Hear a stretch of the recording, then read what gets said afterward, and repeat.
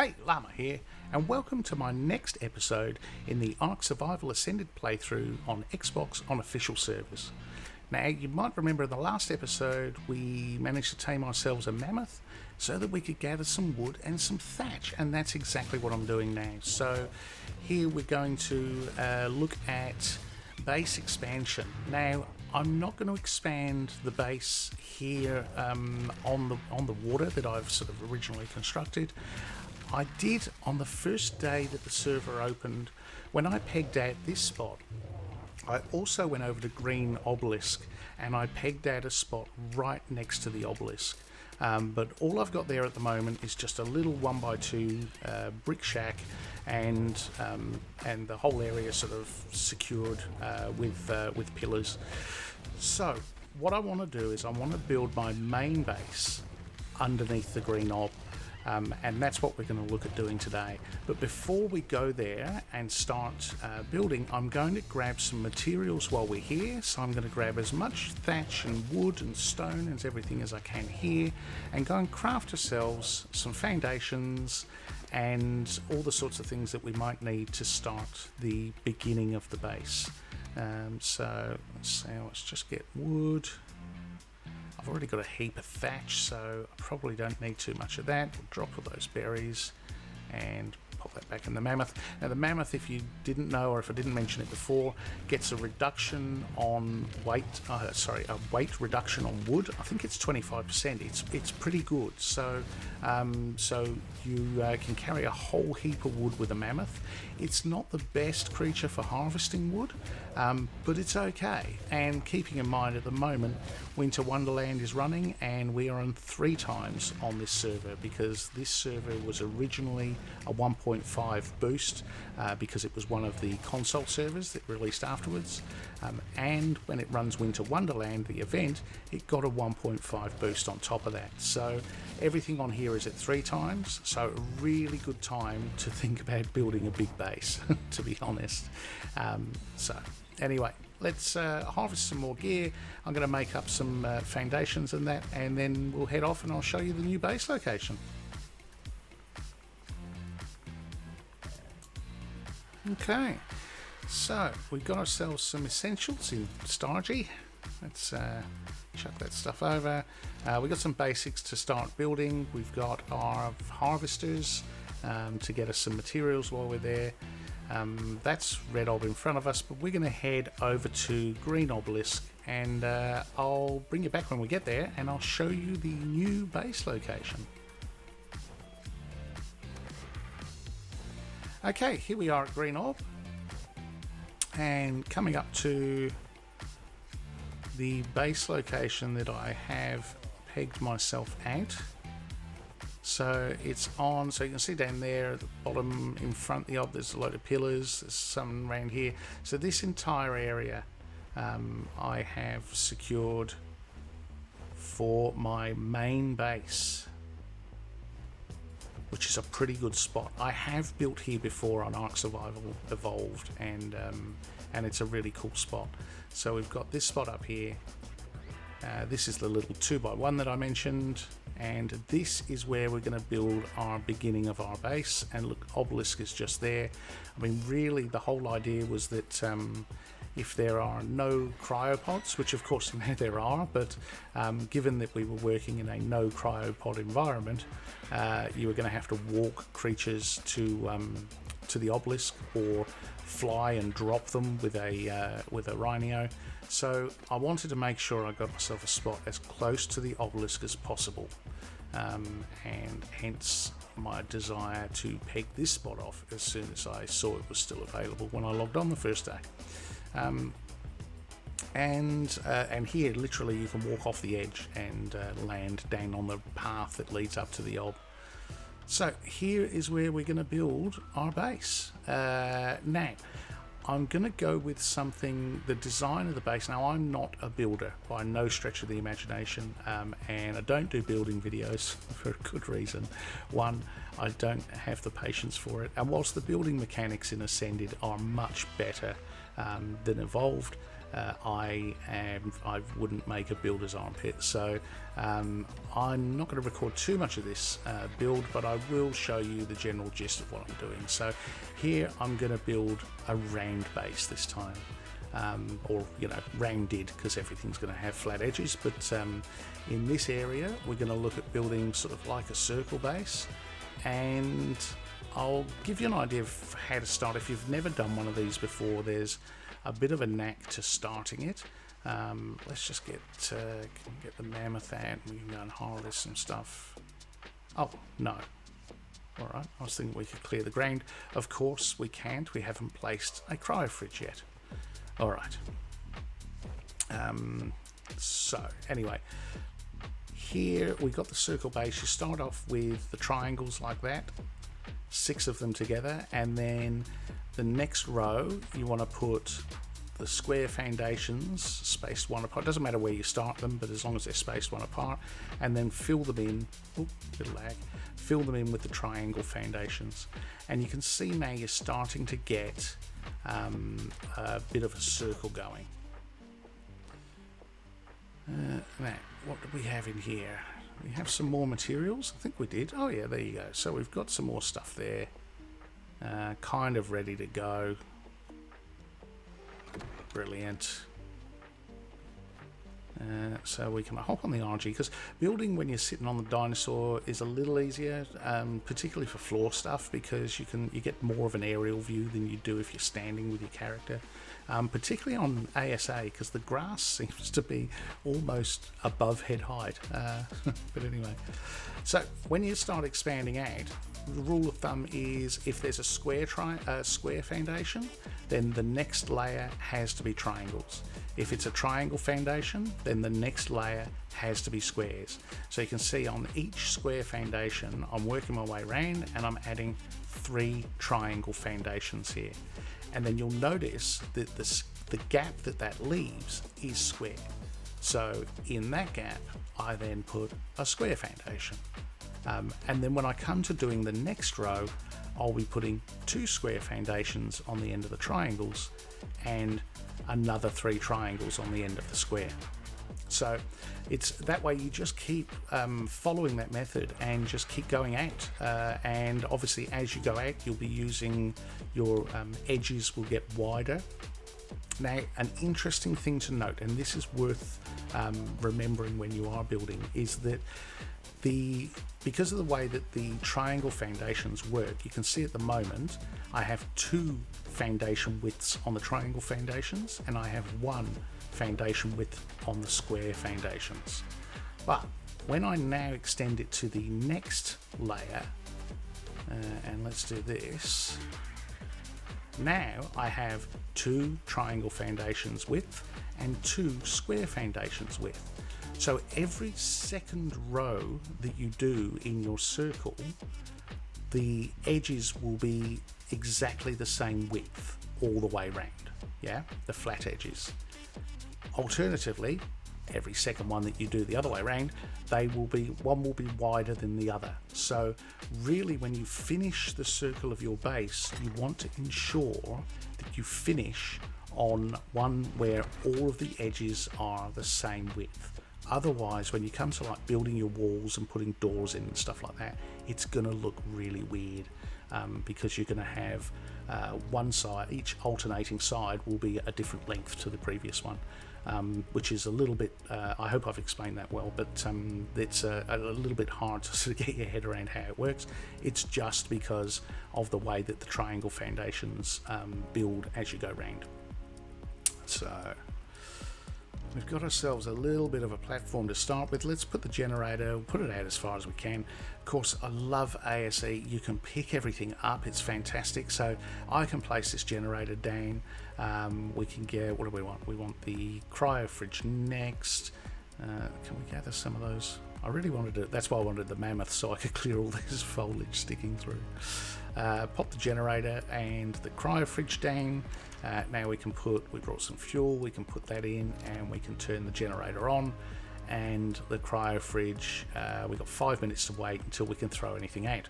So the beauty, as I was saying, of ASA is you can pick stuff up. So I can pick all this stuff up. from this little base, and I can reuse all the materials, which is fantastic.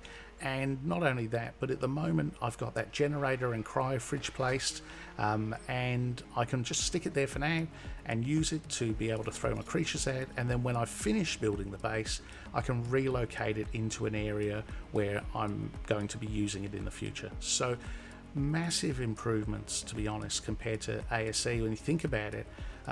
When everything, like if you wanted to move anything, you basically had to destroy it, make a new one and place the new one. So really useful for traps if you want to pick up traps and take them with you, but I have to say it is awesome when building a base. That is 100%. So here we go, we're going to continue our circle round. I'm not going to show you the entire build, so I'll bring you back a little bit later when I've got something better to show you. Okay, so we're off gathering more. We are gathering more wood, gathering more stone, and crafting a whole heap of stuff. We've got a lot to craft and to get ourselves this base. And to be honest, I mean, I need the base, I need walls around it, I need to wall off a wider area. This will be sort of like, this base will be my general sort of working base, and then I'm going to need somewhere bigger than this to actually breed stuff, so we'll have to do something there as well. So a lot to craft. Let's get grinding. Alright, here we go. So we're starting to place some walls, which is good. We've kind of reached the limit of where we're going with the base.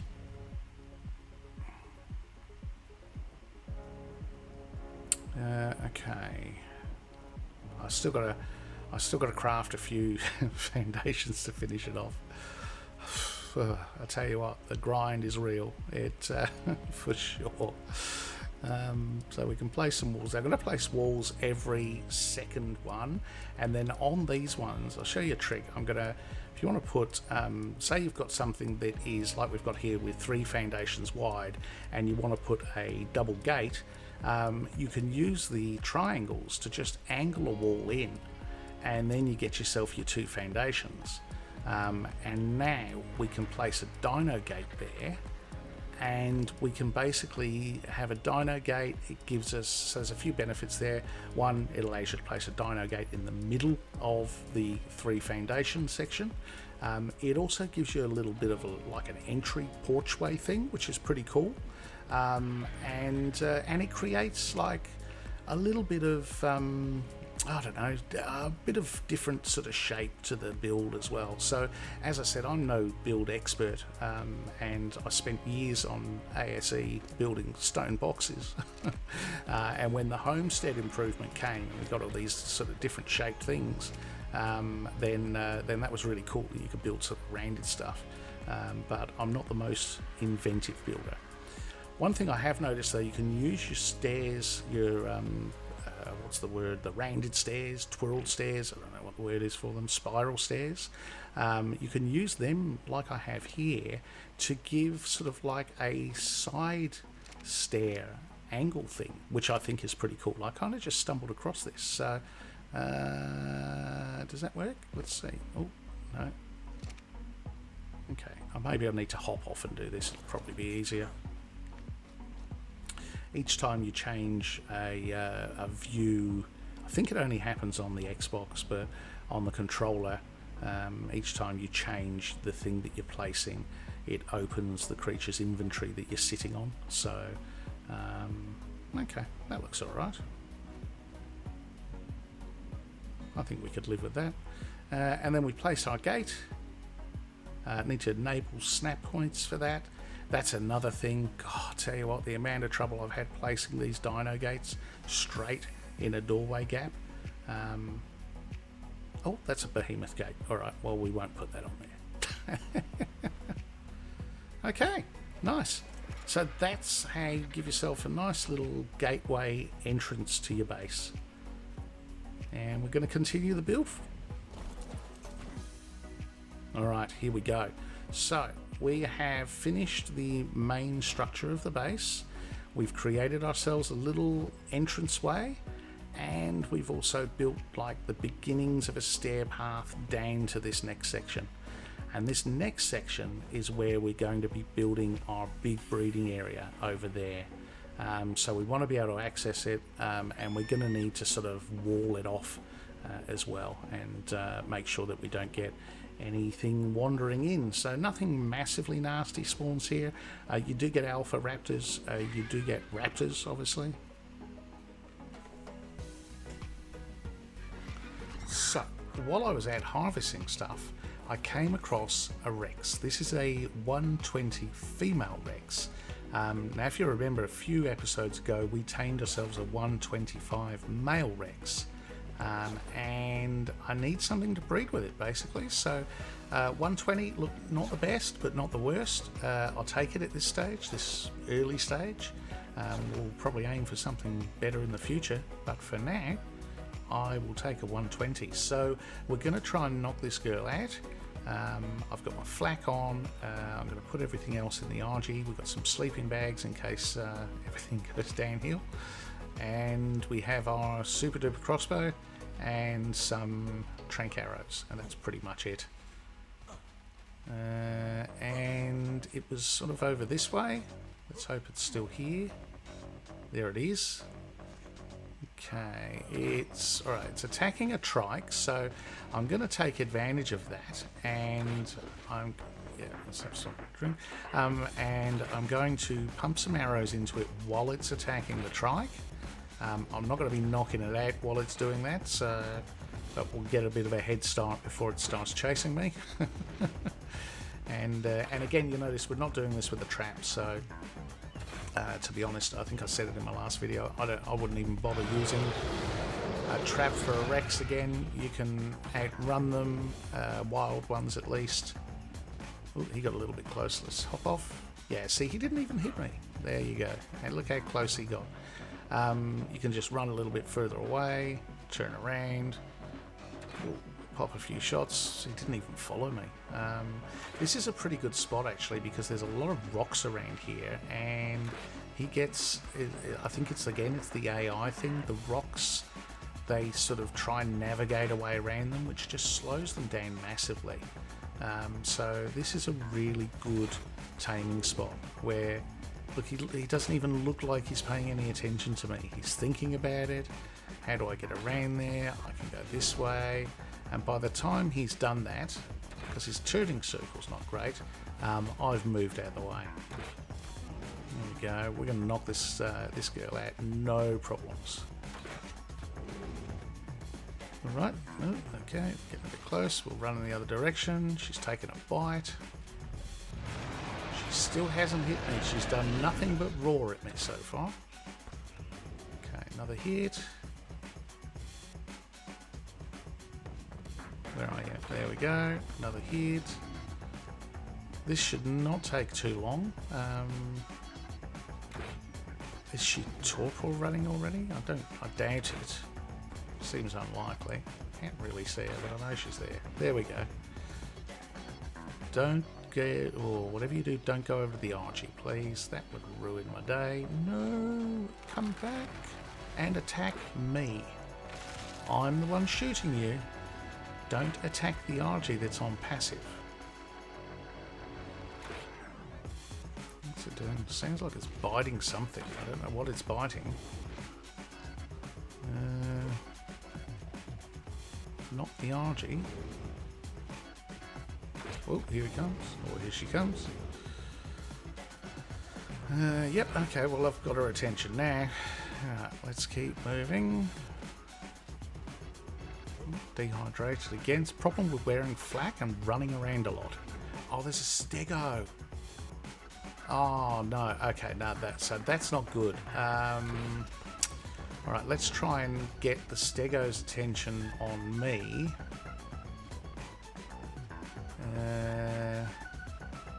Is the Rex running? The Rex looks like it's running. Okay, so I don't want. Here's the thing: the stego will kill the Rex. Yeah. So I would rather the stego aggro on me. Oh, and then the Rex is also aggroing on me. This is interesting. So I'm now I've got two things chasing me. But that's okay, because then if they're both chasing me, they're not interested in each other. Let's see. Okay, here's the Rex. Oh, it's a bit bloody. Let's hope we can knock this out soon. Oh, yeah, so it's running next to me, and it's not biting me, so it's definitely torpor running. The Stego's over there. Let's try and knock this girl out before the Stego aggro's on her again.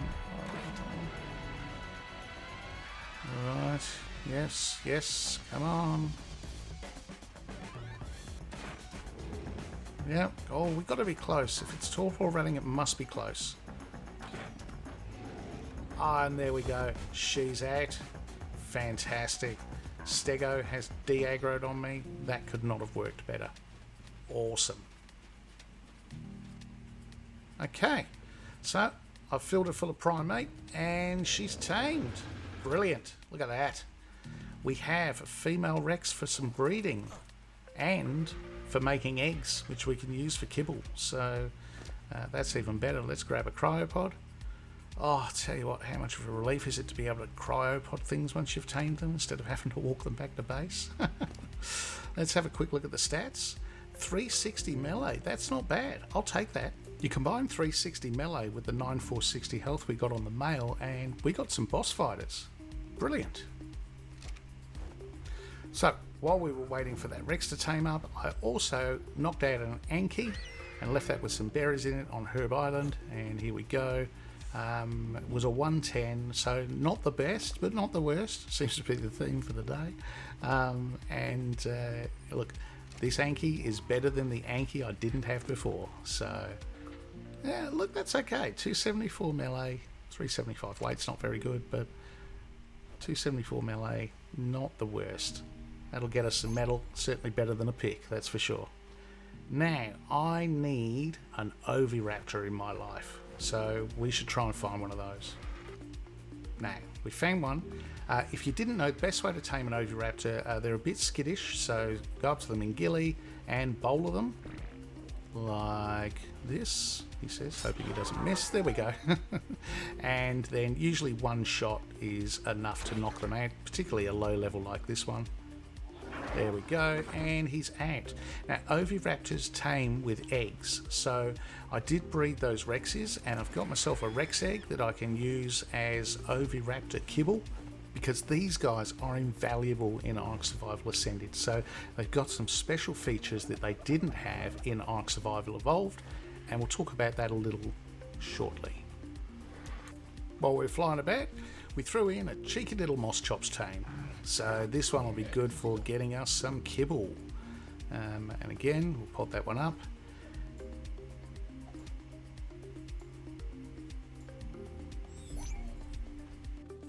Okay, these guys stayed knocked out for ages, so I left him while I went looking for others. Didn't really find anything else, so this level 25 will have to do. We'll chuck the Rex egg in, should be ready to tame. There we go, straight away, instant tame. Right, now we can carry this guy on the Anky, so we'll just carry him back to base and we'll get set up there for our kibble egg collection. Okay, here we go. Now, we'll talk a little bit about the Oviraptor's newfound abilities. Now, these guys on Ark Survival Evolved used to give an egg-laying buff. So, what that meant is that when they were on Wander, they would actually buff all the creatures, all of your creatures nearby, and increase the chances of them laying unfertilised eggs, which was really handy for kibble farms. They still do that in Ark Survival Ascended, but what they also do is they have another function which they pick up eggs in a nearby that are nearby to them. So doesn't matter, you can set them, they've got two settings, you can pick fertilised eggs, unfertilised eggs, or both. And I have to say, it is just such a time saver. So for breeding, you can really sort of set yourself up a breeding area, leave everything breeding permanently, and whenever they drop eggs, the Oviraptor just picks them up. So you don't have to you know, miss any breeding cycles or anything like that. You don't have to worry about leaving things on breeding and ruining all your eggs and getting stuck in cooldown. It's awesome, I have to say. The other thing is it will pick up unfertilized eggs, so you can create yourself a kibble farm that just runs unattended. So here's a good example. We've got our moss chops. I did tame another one, so I've got a male and a female moss chops now. We're going to set up, you would remember from my previous playthrough, we set up some ramps and we just whack the moss chops on there so that they drop their eggs. We're going to do the same this time. And we've got now a breeding pair of moss chops and we have a breeding pair of rexes, so we should be able to get ourselves the eggs we need for superior kibble and also for extraordinary kibble. Exceptional kibble. Always get those two mixed up. So this is the yellow kibble, exceptional kibble. Extraordinary, of course, is the cyan kibble, which we need Udi eggs for, and we're a little bit away from getting those. So, but anyway, for starters, we get ourselves some superior kibble with moss chops. Now, I have to say, so in my last playthrough, the Preparing For series that I did, I showed you the best creatures, I believe, to get each tier of kibble. So we had, for regular kibble, we tamed ourselves some Ichthyornis, the seagulls. For superior kibble, we used moss chops. For the exceptional kibble, we actually use Theres because they're smaller, they take up less space. But I have to say, in that playthrough, I found two things. One is that the moss chops produced so many eggs that I didn't need the Ichthyornis, and because you can tame stuff with a higher level of kibble. So if I'm taming something that requires regular kibble, I can use superior kibble for that as well. So I found the Ichthyornis were a little bit redundant. So this time round, I'm just taming moss chops, and I'm going to use the superior kibble where I need to. Here's our Oviraptor, let's put him in position. The other thing was that the Theres were great because they took up less space, but I was breeding Rexes anyway, and so I ended up with so many Rex eggs that I didn't need the Theres to be producing kibble. I still need Theres for the dragon fight. Oh, you know what, when you throw cryopods out, I'm going to get distracted here for a sec. When you throw cryopods out now, whatever it is you throw out takes like 2 to 3 steps forward. It's really irritating. You've got to kind of throw it out further back than you want it to end up at. There we go. That's a nice spot. Okay. So yeah, I didn't really need the Theres for kibble production, at least anyway. So this time round, I'm going to focus on Theres for dragon fight only. For kibble production, we'll use the Rexes. Now, I mentioned the Oviraptor gives a buff when you have it on wander that creates this sort of makes your dinos lay eggs more frequently. So actually, I won't bother feeding it just yet. So what we need to do is we need to put this guy on wandering, but obviously we want him still to stay within range of where the dinos are. So we're going to weigh him down with stone so he can't move, and then we're going to put him on wandering. There we go. And we're going to increase his melee damage. Now, I've heard 2 stories on this. One is that the range of collection for the Oviraptor improves with its melee leveling, but the other one is that just its leveling improves it. I don't know which is true. Alright, here we are. So we've got everything up and running. This is the area where we are going to be building our bigger base for our breeding, and you can see I've got the walls up on either side so we can prevent any nasties from coming in. I think I mentioned earlier Raptors spawn here. Theres also spawn here quite frequently. So I don't really want anything wandering in and killing me inside my base area. So I have created those walls, but right in front of us there is where we're going to build a big breeding section.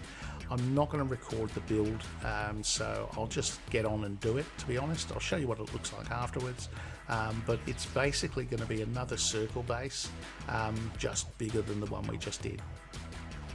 So next we had a short trip out to the snow to murder some penguins so that we could get some organic polymer to build ourselves an industrial forge. Now, I'm just creating an area to place the forge on, similar to previous where we've got access through a door. And you can see as I'm placing some of these foundations, it will not let me place. Now, it's saying it's obstructed.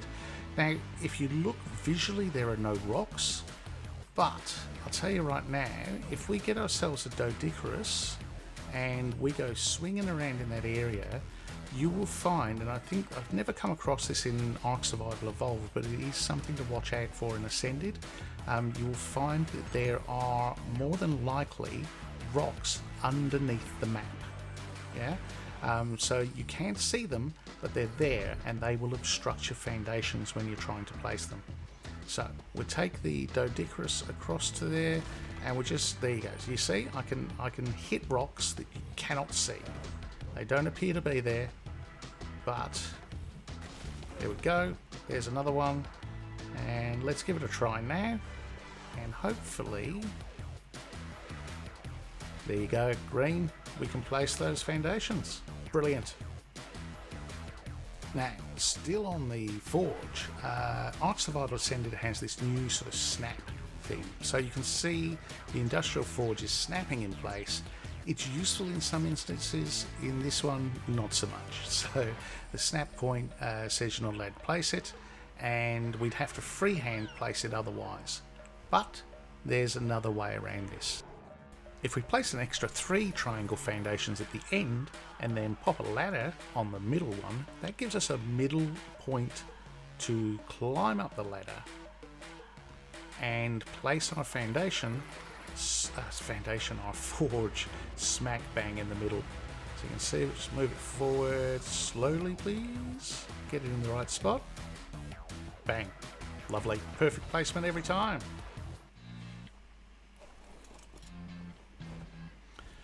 Alright, well, that was a bit of a long video. Now, thank you so much for watching. You'll notice here we've got a few extra things. So we've got the forge in place. I've built the second area, but I've also built on top of here, we've got our generator now in that little pointy house at the top.